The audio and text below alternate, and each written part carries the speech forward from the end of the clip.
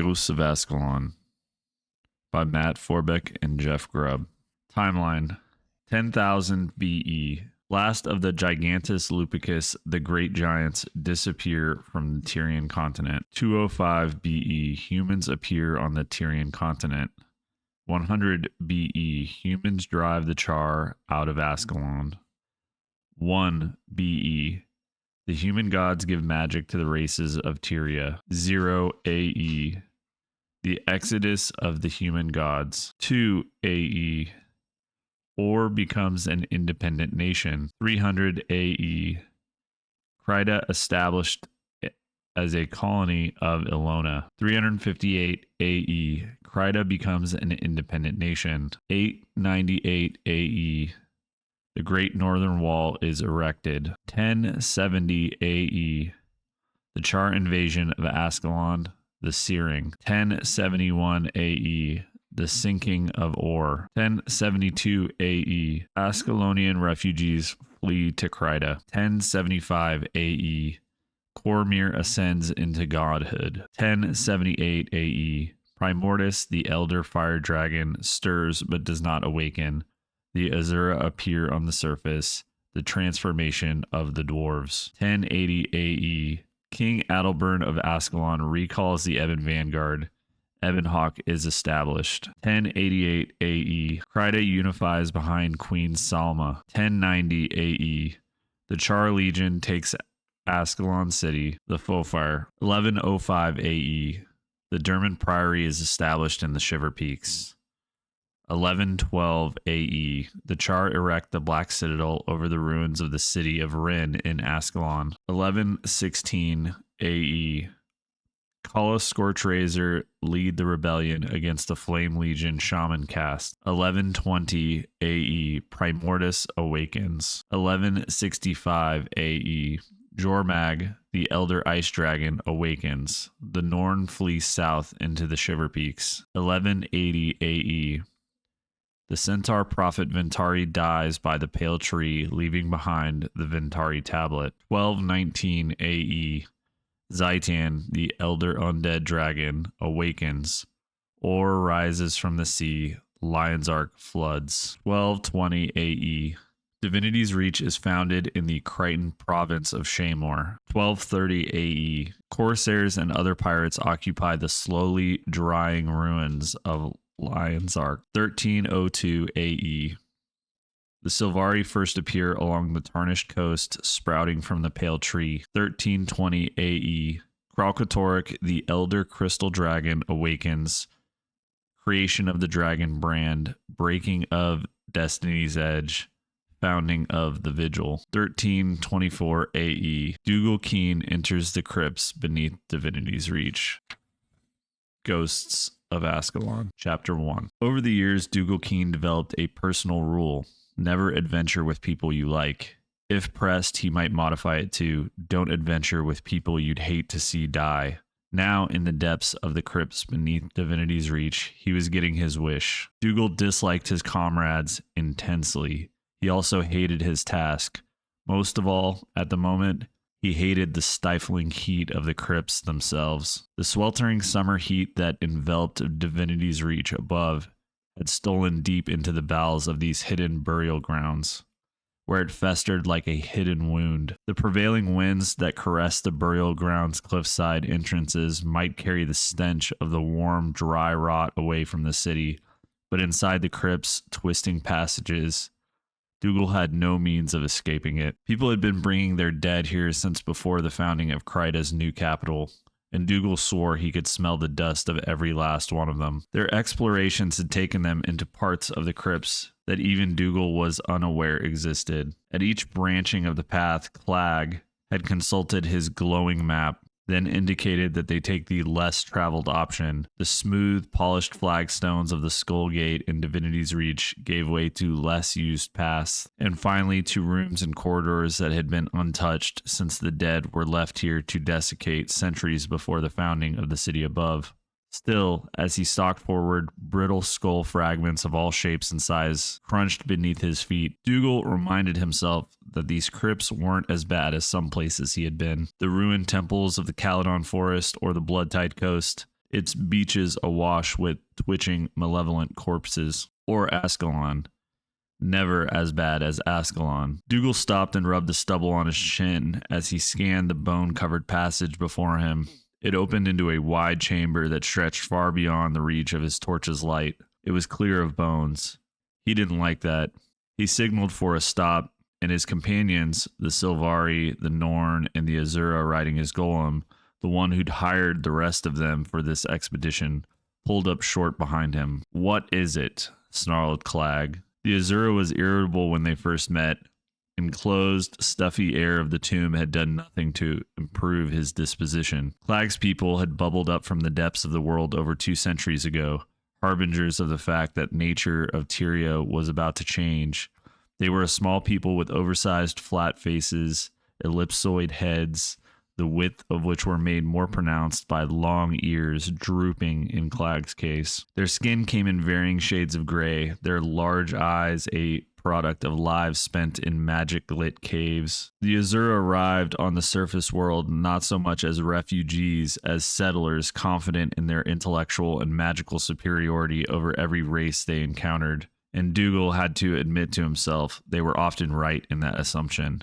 Clag was seated comfortably in the harness fixed to the front of his golem, the creature a masterpiece of polished and painted stone and fitted bands of bronze. Its articulated limbs hinged on glowing blue magical jewels that held the independent parts of the angular, headless creature together without actually touching them. Magical force, magic beyond which Dougal was comfortable with, held the creature together. A single large crystal housed beneath its carved shoulders served both as its eyes and ears. The sharp, faceted gem constantly swiveled around in its socket, scouring its environment for more input. Clag called it Breaker and seemed more concerned about its well-being than that of the other members of the party. "I said, what is it?" snarled the Azura, its shark-like teeth flashing with irritation. Dougal rarely saw an Azura smile, and was never reassured when he did. "Something's wrong," Dougal said, keeping his voice low. "Humans," Gaida Odd's daughter muttered, shaking her head. The silver sleigh bells woven into her long, yellow warrior's braid jangled loudly, always taking stock instead of taking action. She set her huge hammer before her with a resounding thud, crushing a dry skull to dust. Dougal winced, not at the Norn's words, but at the racket she'd made. At 9 feet tall and bristling with weapons, she thundered down the halls, making more noise than the Azura's golem. This daughter of the distant snow-capped shiver peaks didn't care who heard her coming. She wanted to warn them of her approach. In the heat of the depths of the crypt, her heavily tattooed flesh dripped with the sheen of sweat. Gaida's grandsires were refugees as well, fleeing from the power of one of the great elder dragons to the north. The Norn were a healthy, hardy, proud people, quick to anger and equally quick to forgive. In his time since leaving Ebonhawk, Dougal had met good Norn and bad Norn. The good Norns treated every day as an adventure, every problem as a challenge, and every foe as a chance for personal glory. Most people didn't understand how dangerous the dark places of the world could be. The Norn actually relished in exploring them. Gaida, though, was definitely in the latter category of Norn. Boastful, judgmental, and unpleasant to those around her. She was both bullying and insulting, as if any achievement by others diminished her own. Dougal didn't like it when she smiled either. "The floor, it's too clear," said Dougal, talking to Clag, but meaning it for Gaida. "No bones. No one was buried here." "And that means a trap," said Colleen, the last member of the party, the Silvari, in her soft, melodious voice. Dougal nodded. The Silvari necromancer was probably the most pleasant individual of their motley crew, himself included. Shorter than a human, but not as diminutive as the Azura. Her skin was a verdant green, her hair more similar to the leaves of a succulent plant than that of a human woman. When she moved, golden pollen drifted off her. The humanoid appearance, Dougal knew, was a lie. Colleen and the others of her race were born fully formed from the fruit of a great white-barked tree far to the south. There was no animal warmth to her flesh. The Silvari were a recent addition to the world, their entire race only a little older than Dougal himself, but they had already spread far and wide like an invading weed. Colleen had all the traits attributed to her race. She was honest, direct, and focused. In many ways, she was better than most humans he knew. That may have been what made Dougal most uncomfortable of all. Colleen took Dougal's statement at face value, but Gaida instead snorted, "I think you're just trying to delay us from our goal." The Sylvari ignored Gaida but said, "What do you think would set it off?" Dougal looked at the Norn. "Not noise, maybe vibration, or maybe weight." "The human's probably right," Clag said, sitting in the relative safety of his armored harness. "I guess even a blind dredge finds a diamond some days." The Azura fiddled with a row of crystals set into his harness's front rim, then nodded to himself. "Ah, yes, there it is. Crude, but effective." "What is it?" Dougal hated asking the question. He knew the Azura was fishing for yet another reason to explain how brilliant he was. To an Azura, the other races of the world existed primarily for heavy lifting, taking risks, and asking stupid questions. "If one of us were foolish enough to walk into that room," Clag said, enunciating every syllable, "it would trigger a lethal blast that could kill those present." Gaida harumphed as if no explosives could slow her down, magical or otherwise. Still, Dougal noticed the Norn's feet stayed rooted where they were. "If it's a trap, can't Dougal disable it?" Colleen asks. "Isn't that what you hired him for?" From any of the others, such a statement would have come laden with sarcasm and bile. The Sylvari, though, meant every word in earnest. It was indeed why he was part of the expedition. His knowledge of traps, of history, of the way the world used to be. "He hired me for my experience in recovering powerful artifacts," said Dougal. Gaida let out a deep chuckle. "Robbing tombs, you mean?" Dougal ignored her. "Does anyone have something helpful to add?" Dougal asks. "The Petalhead's comment stands," said Clag, prim as a schoolmaster. "This is why we brought you along, human. We know the trap is there. Now take care of it." Dougal reached down and picked up a skull, trying not to think about it as one of his ancestors. He aimed for a spot about in the middle of the room and touched the locket beneath his shirt for luck. He pitched the skull underhand into the room.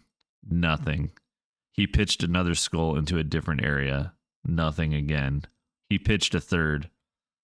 Gaida rolled her eyes at his uselessness and folded her thick arms with impatience. Clag shook his head at him as if Dougal were an addled child. "Not set off by noise," said Dougal. "Not vibration or motion either. That leaves weight. We should send in something heavy." He looked at Gaida. "I will not be an experiment for you," said the Norn. Quietly, her face clouded. "Well, then, the golem," said Dougal. "Strike that suggestion," snapped Clag. "I did not craft Breaker from scratch just to see it blown to smithereens. This is your problem, human. You care more for that walking statue than you do the rest of us," said Gaida. "Untrue," said the Azura. "I just have less invested in you than in it." Colleen brightened her eyes, glowing a faint green. "Perhaps I can help." The Sylvari set her chin, concentrated on a patch of bones lining the left side of the passage. She swung her arms and fingers into complex pattern and spoke the word that made Dougal's head ache slightly. A greenish glow formed in the wall of bones, coalesced around a human-sized set of remains. As Dougal watched, the bones detached from the surrounding patch and assembled themselves into a coherent skeleton. The deep green glow, rather than sinew and tendons, held it together. The right side of his skull had been bashed in, and its jaw was missing, as was the lower part of its right arm, which terminated in a pair of jagged breaks. It stood before them like a servant presenting itself to its betters. Dougal shuddered as Colleen gave the creature a satisfied smile. She gestured again, and the skeleton tottered around and stumbled off down the passage towards the room beyond. Dougal glanced up at the bone-covered ceiling and reminded himself there had to be some stone and earth up there, somewhere behind the remains, that they weren't just moving through a tunnel carved out of a mountain of bones. "Hold on," he said, reaching towards Colleen, as she smiled the way her creation shambled away. "We should back up and take..." The explosion cut him off. The animated skeleton disappeared in a cloud of flame and smoke. Dougal ducked down and wrapped his arms over his head as a cascade of bone fragments rained down on him, bouncing and clattering off the floor. One flying shard of their animated helper shot into Dougal's heavy leather shirt, and it stuck there like a revenant's fang. Dougal stood up and saw a Clag gazing into the cavern, pursing his lips. "Crude," said the Azura, "but effective." Gaida shouldered past Dougal and laughed. As she strode into the chamber beyond, she grinned at the scorch marks where the skeleton once stood. "Well done, sapling," she said to Colleen. "At least you are earning your pay." Dougal winced at the implicit insult. To the group at large, he said, "We need to press on. It may take minutes or days for this trap to reset. It may just be single use, but we have no way of knowing." Now Gaida laughed. "He means to say, thank you, Silvari, for doing my job." Colleen's cheeks blushed a deeper green. "My apologies," he said to Dougal. "I did not mean to upstage you. I did remove the trap without hurting anyone." Dougal grimaced. He didn't doubt her apology was heartfelt, but that made him feel even worse. He said, perhaps not as kindly as he could, "You could have given us more fair warning or time to back out of the explosion. As it was, you could have brought the ceiling down on top of us." "I see," Colleen said, thoughtful for a moment. "I did not intend to endanger our quest." "Of course not," Dougal said, feeling bad for upbraiding her. Despite himself, he could not help but enjoy her sincerity. "Perhaps it's the wonder of this place," the Silvari said, raising her chin once again. "It's fascinating. To my people, death is an integral part of life. We revere it wholly, even the darkest parts of it, but we don't quite understand it yet." She gazed around the chamber, her eyes wide with wonder. "And even so, we would never build a monument like this to it." "It's not a monument to the dead, but rather a testament to those who lived," Dougal said gently. He felt his irritation ebbing away, towards her at least. "Let's go." Then, raising his voice to the others, "Let's be careful moving forward. We should see more traps like this." "You are such an old woman, human," Gaida snorted. "My great-granddame Ulrika would not hesitate as much as you do, and she's been dead for 7 years. She kicked aside a pile of bones and held aloft a torch. "You worry too much. What's life without danger?" "Longer," Dougal said. He followed the Norn as she strode through the exploded room and into the chambers beyond. He'd worked with another Norn before.